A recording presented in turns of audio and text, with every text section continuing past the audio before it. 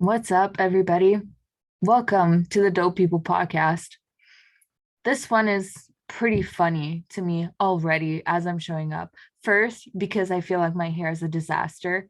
If you are watching this, you know. If you're tuning in with an audible version of this meeting of our minds, you can use your imagination or you can head over to YouTube and satisfy your curiosity.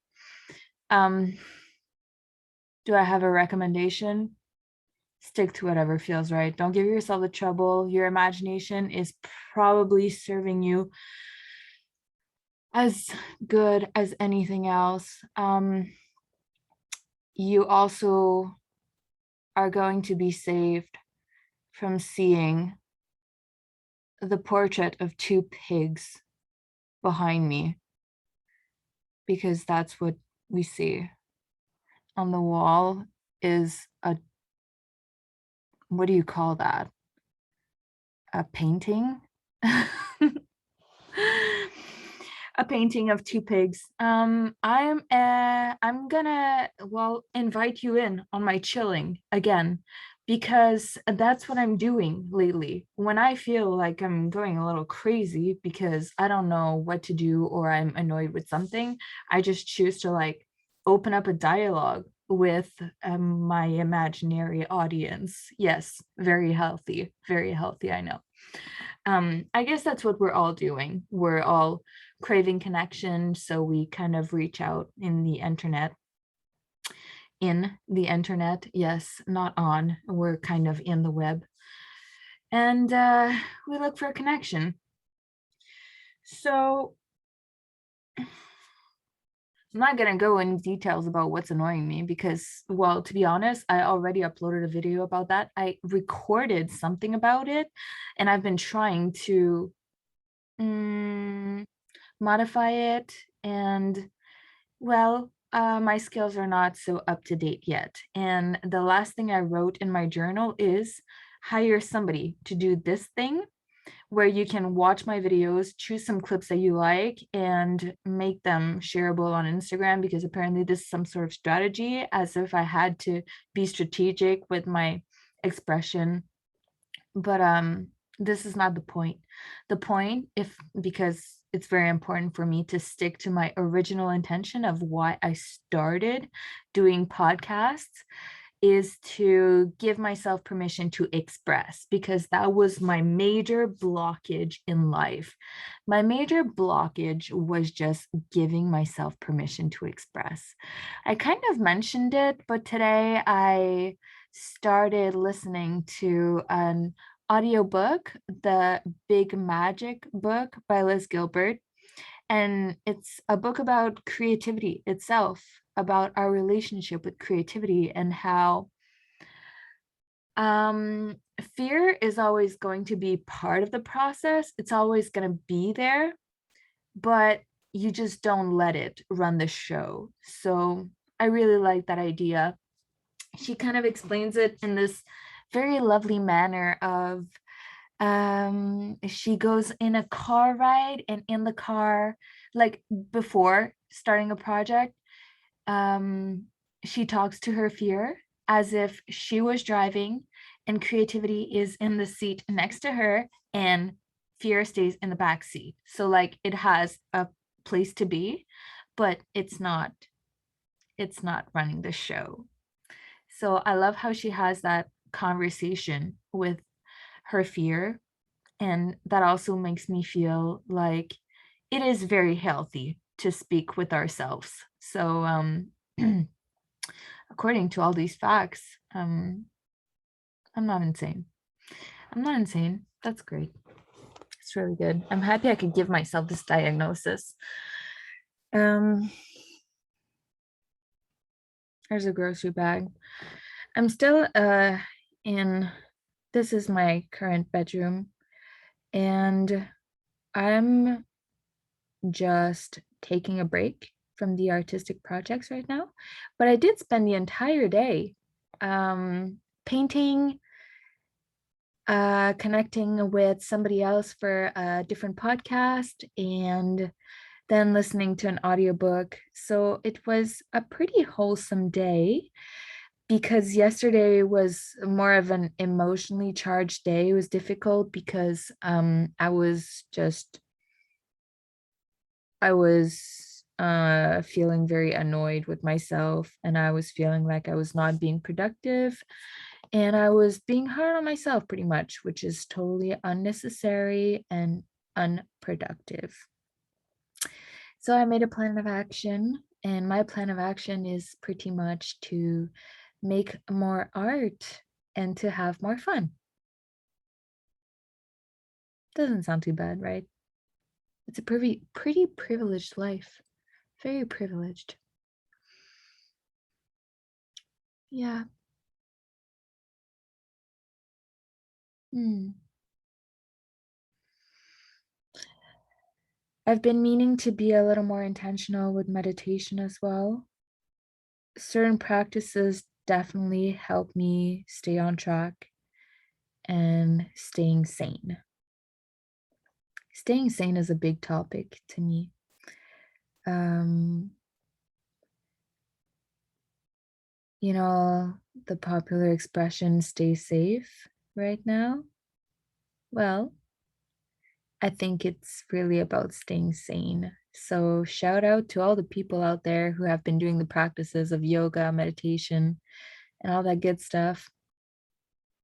I hear some people think that meditation doesn't make a big difference. And I even need to remind myself that it's very powerful. It's powerful because we are focusing on our attention in a specific area of focus. And by doing that, we are energizing that area of focus. So if a group of people are all focused on, let's say, peace on earth, it's very powerful. I really like that idea. So that's my little reminder to keep up with the practices, doing yoga in the morning and all that good stuff. Hmm.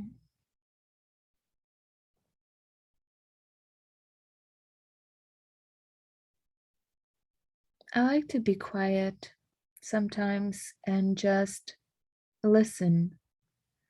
And the way that I listen, it comes through not in words, but in feelings and sensations. When I say that my favorite way of expressing is by clicking record and not knowing in advance what I'm about to say, and that's how I know it's fully authentic. I mean that, and I see it when I watch my videos afterwards, and I witness myself talking.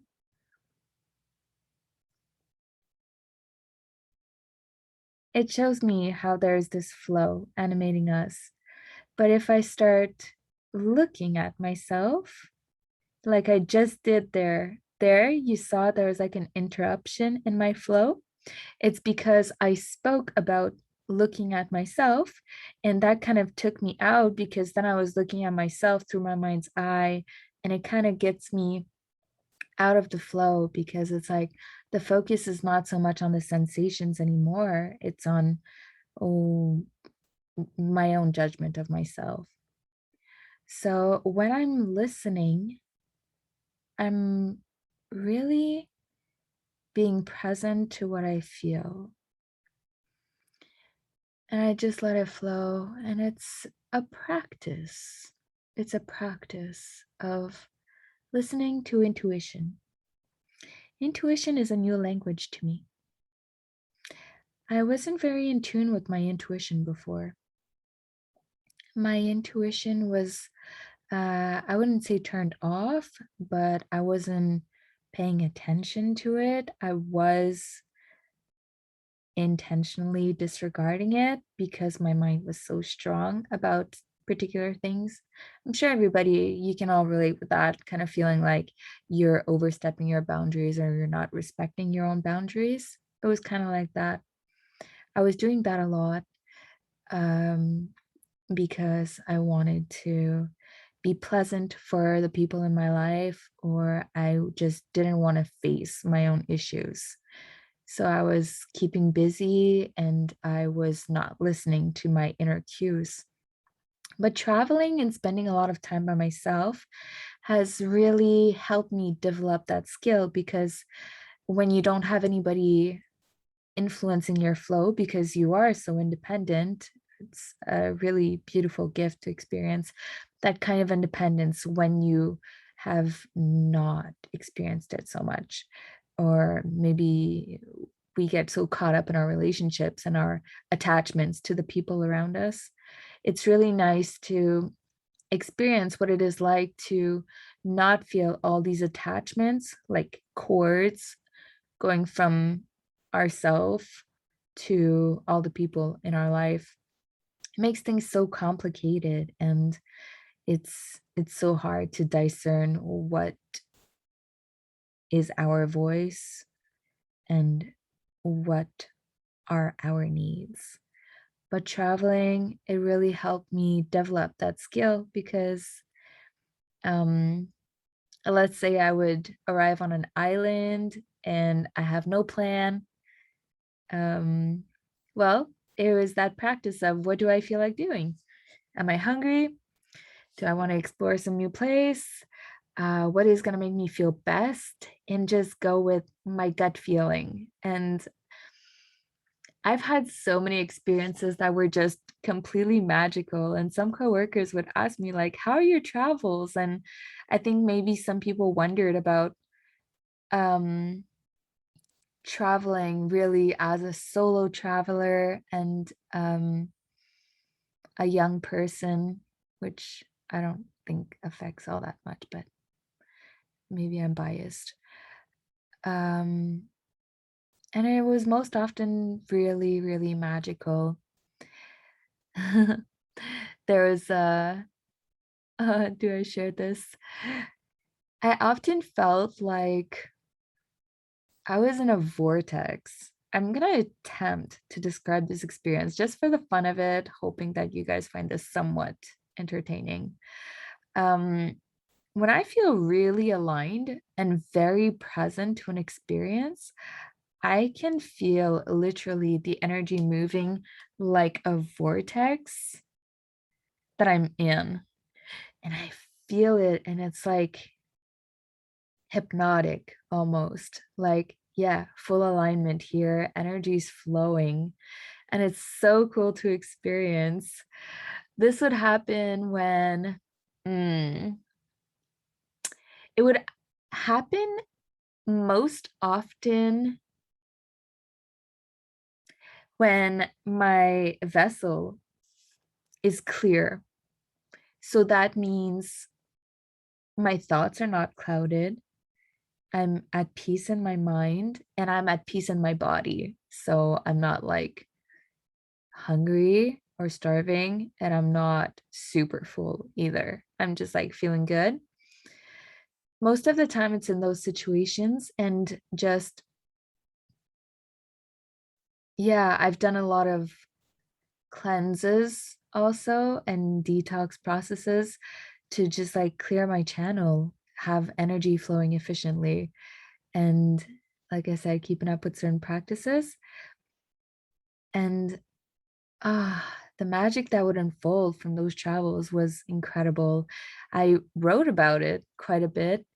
I maybe that's something I could share at some point. Um, I'm actually feeling inclined to share a little something now. So let's see. Uh, let's see if I can pull up some words for the entertainment of the people. Okay, I have a document open right now. It's called Spoken Words. I started it with the intention of maybe I can share it on the podcast at some point. So there's a few poems that I wrote that are in here. The first one is called Places You'll Find Me. So I could maybe share that. It's very short. Places you'll find me. All the places that made your heart feel more alive. the places in which your inner child left an imprint, the moments when your cells all smiled, bookmarks in the library of your life. For you to see the map of your dream world, that's where you'll find me, floating in the ethereal memories of your making.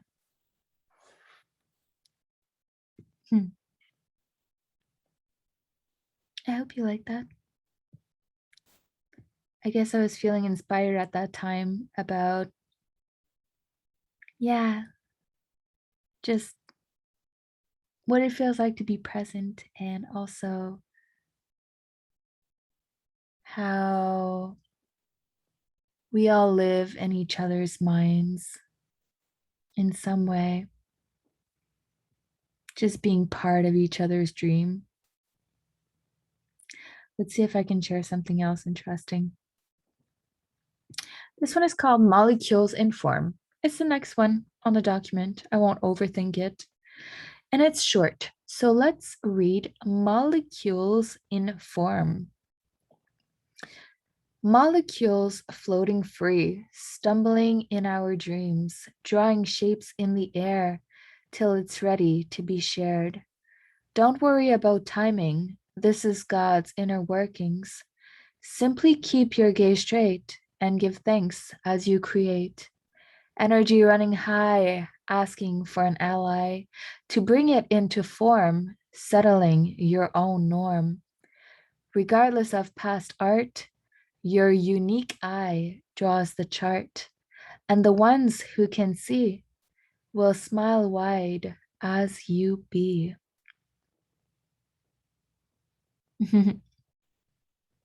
End of poem. I don't know how that lands for you guys. To me, it's a reminder of our connection to everything around and how information is stored in the molecules that compose our reality and our bodies. Let's see if we can analyze this.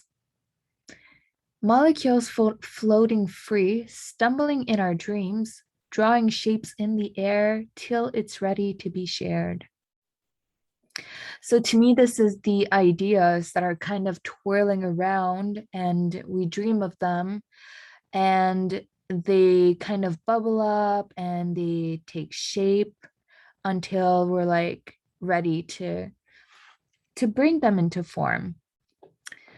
Don't worry about timing. This is God's inner workings. Simply keep your gaze straight and give thanks as you create.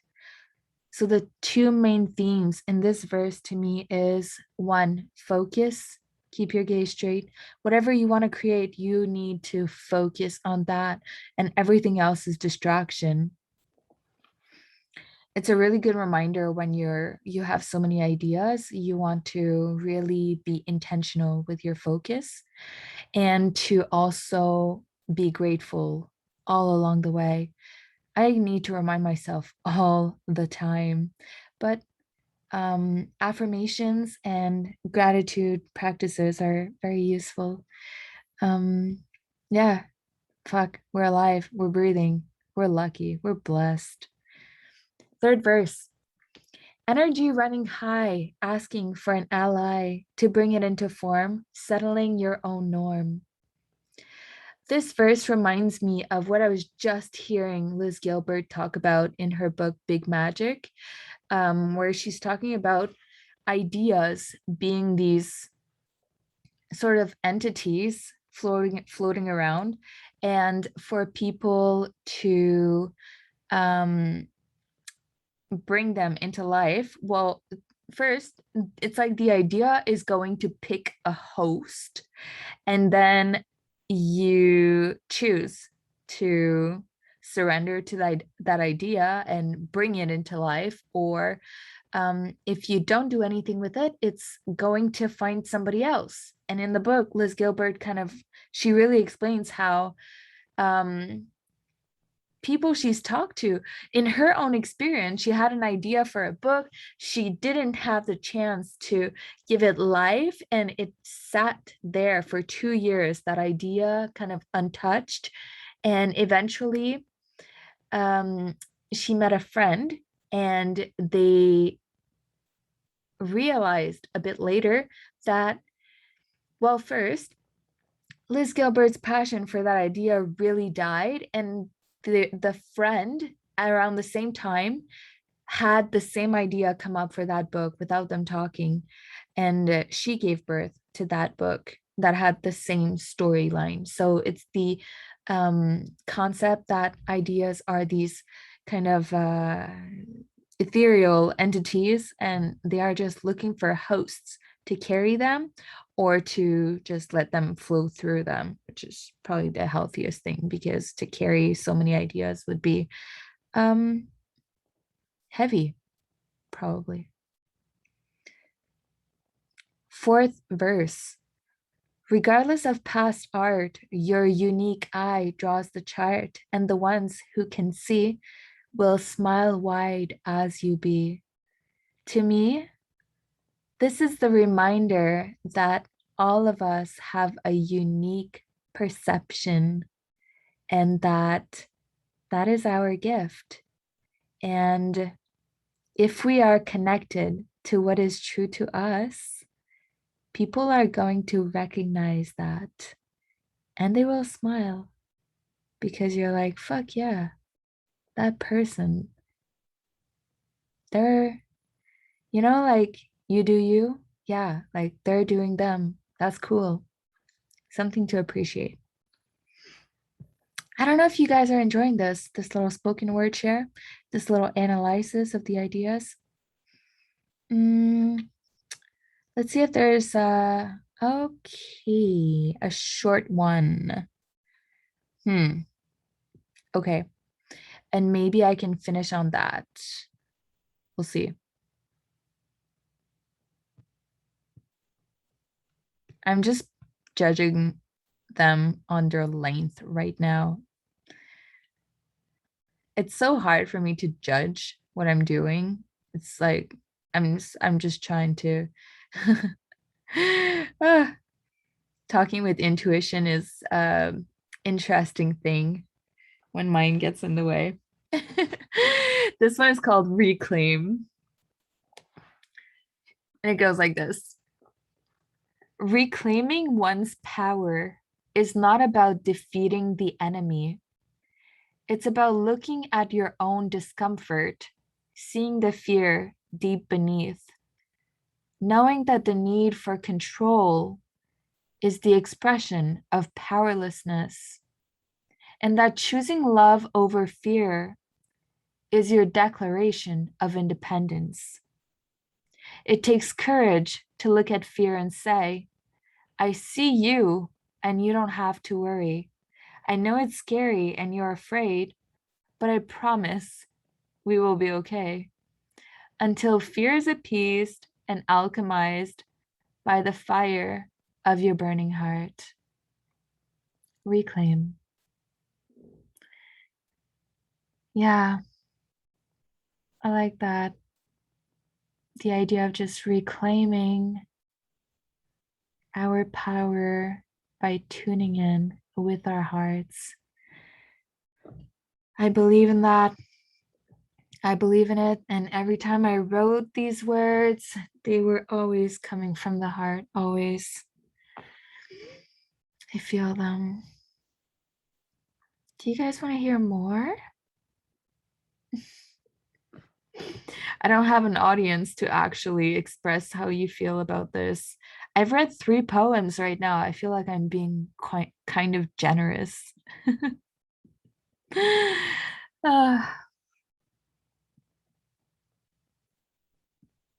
Okay, I'm gonna read one last one for tonight. This one is called Flowers for Alice.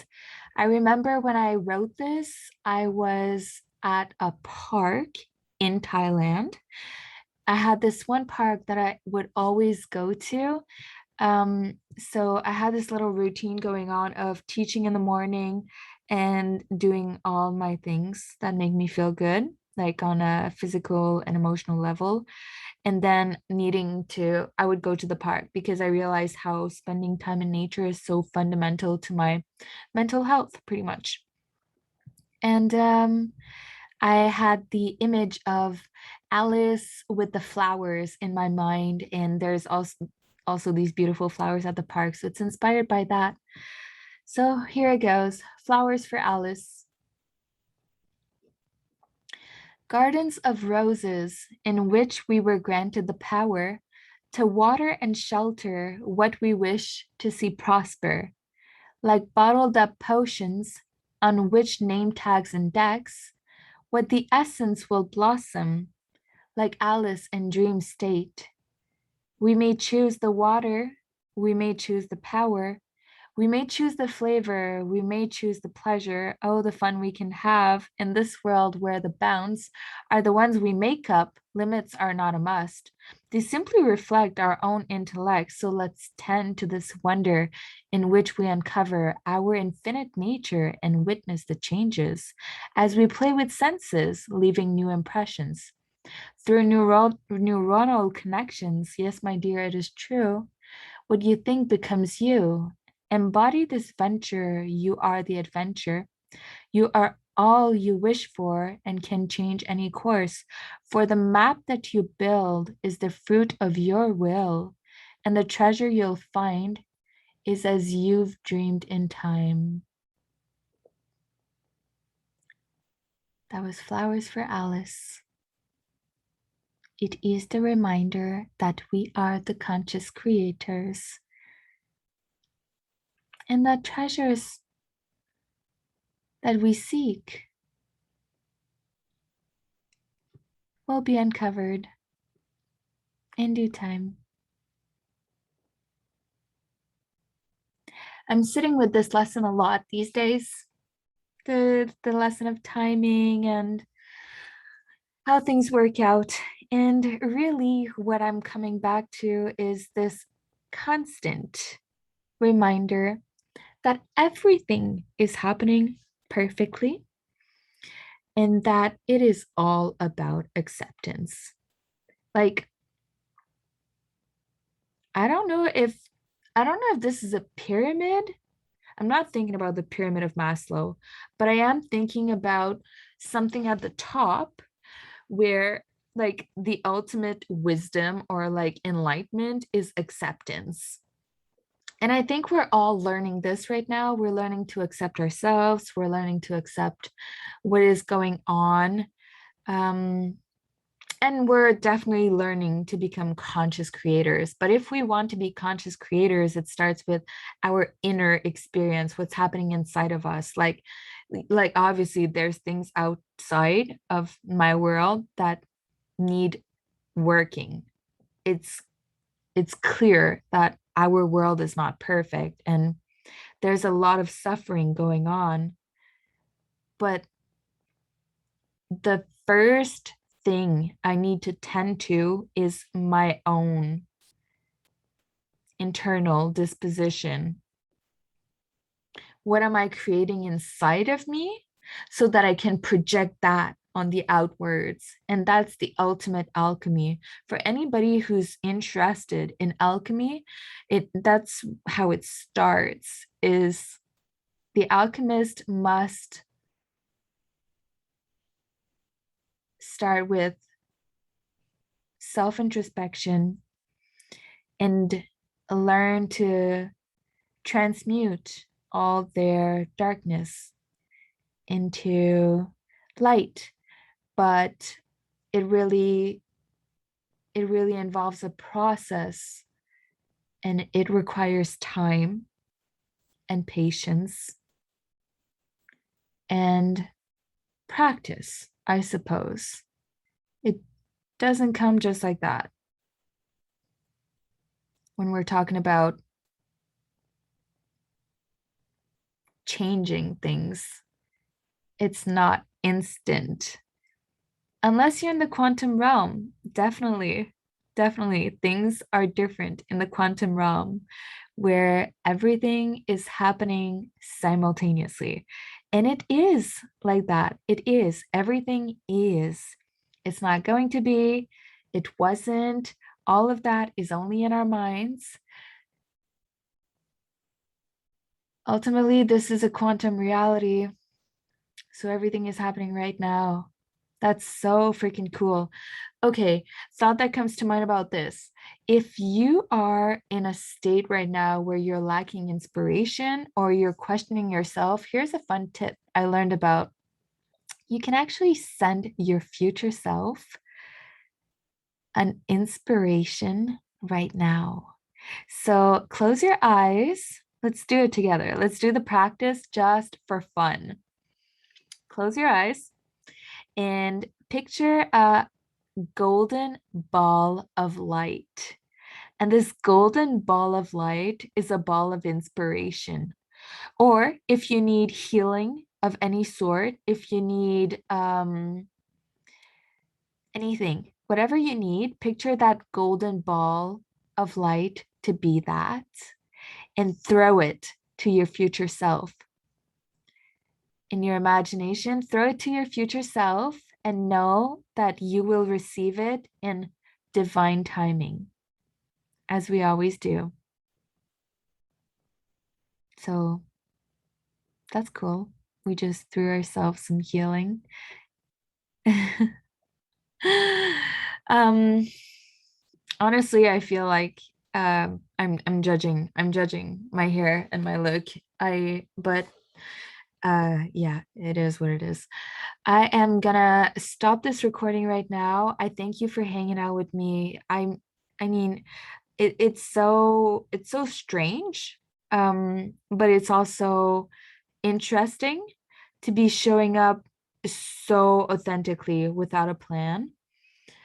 But if you're here, it means that we're resonating on some level. So your energy is kind of matching mine. And I think that's really cool. I would I guess I'm kind of gathering data right now about what you guys like and what people find interesting because, well, one thing I have understood about my mind is that it cannot filter or judge itself whatsoever. Like, how can you assess yourself through yourself? It's just I can't. So if you can, that's awesome. Let me know how you do. But I just am it doesn't work like that. So we're gonna put some random stuff out, see how it does, and let it be. I think a pretty cool band once said that. I like it. Um, so I'm gonna end on this subtle shout out to the Beatles. I hope you guys are doing good out there. I'm sending you so much love, so many blessings. They are heartfelt, they are sincere. And I will see you on the next episode. Until then, stay dope.